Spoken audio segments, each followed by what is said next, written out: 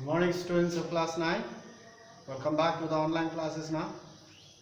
Let's continue our lesson in history, peasants and farmers. We have reached 2.1, the westward move and wheat cultivations. In our previous class, we have talked about the whole area of America was covered with thick forest and tall grasses. And the white Americans, who were actually the Europeans who came and settled towards the eastern shore of America, and they took over the land and displacing the Red Indians or the native people of that area. There were various native people, Red Indians, who lived in different areas in different groups.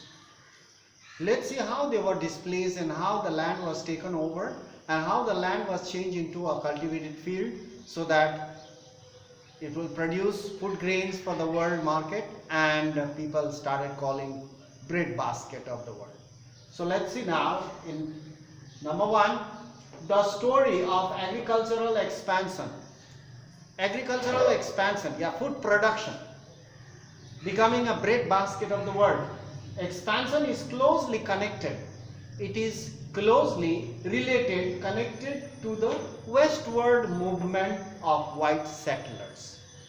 It is because of these white settlers, they occupied the land, the country, displacing these native people. Number 2, after the American War of Independence, after the War of American Independence, they fought with the native people of America, various groups, various areas, localities. After the American War of Independence from 1775 to 1783, they had a war. From this period and the formation of United States, the native people were massacred, they were killed, they surrendered, ultimately they had to surrender. And the white settlers, the original Europeans who came there, the white settlers, they formed the United States of America. Various provinces were united to form United States of America. Various provinces where native people lived, most of them were killed and massacred. Their houses and villages were burned ruthlessly. But ultimately they had to surrender, and the white settlers occupied and formed various provinces, brought under one rule, and formed United States of America. The white Americans began to move westward. After that, the white Americans started moving westward, occupying the land of those native people, the Red Indians, you can say that. So, at this time, number 3, when United States of America was formed after independence, Thomas Jefferson, at that period, some Red Indians were also captured, they were pushed behind. Not only that, it was occupied by Europeans, especially the England. They occupied the land and they fought, and the Europeans, you can say that, England, the British people were pushed away. So Thomas Jefferson became the president of USA at that time in 1800. So Thomas Jefferson, he became the president of USA during 1800, and from there, at that period, over 700,000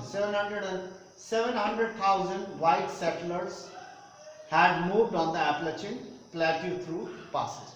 So almost 700,000 people, they moved towards Appalachian Mountains. These mountains was like a plateau region, very high land. So they crossed through passes and reached Appalachian Mountains. from the top they could see the forest and the plains. And from there, seen from the east towards the west, these white settlers, seen from the east, these white settlers said, what did they say? America seemed to be a land of promise.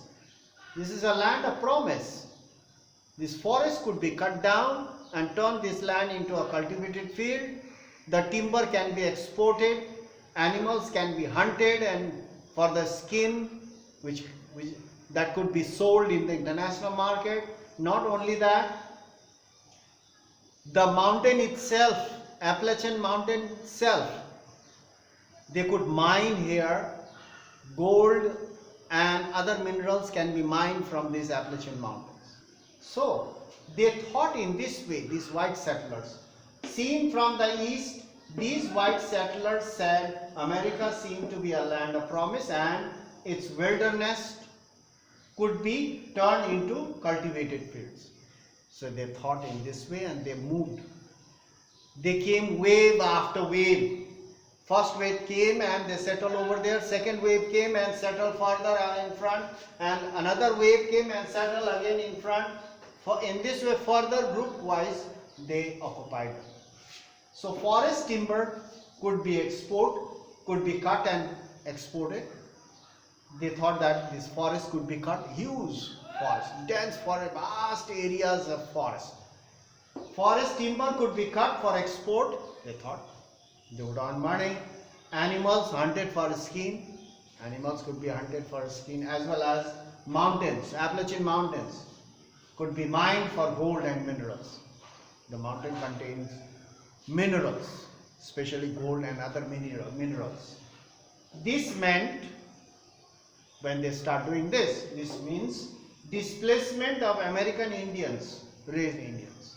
This means displacement of American Indians. So in this way, the native people, the American Indians, were pushed towards the western side, and the white settlers moved in and took over everything. Their forest, property, land, minerals, resources, everything was taken over.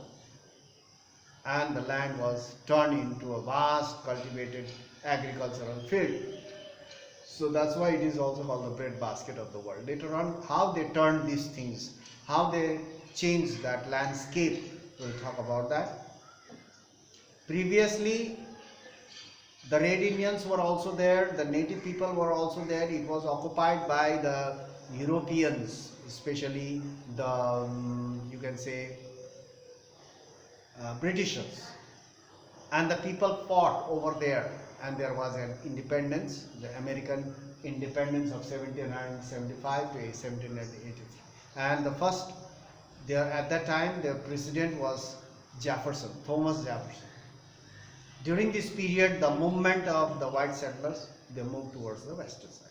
So now we'll, in our next class, how this land was turned into a cultivated field. So we'll talk about that, and furthermore, how they produced the food grains and what were its consequences. We'll talk about that. So that's all for today. We'll meet in the next class and continue our lesson. Thank you for watching the video. Stay safe. Keep on studying at home. Do not waste your time. So that's all for today.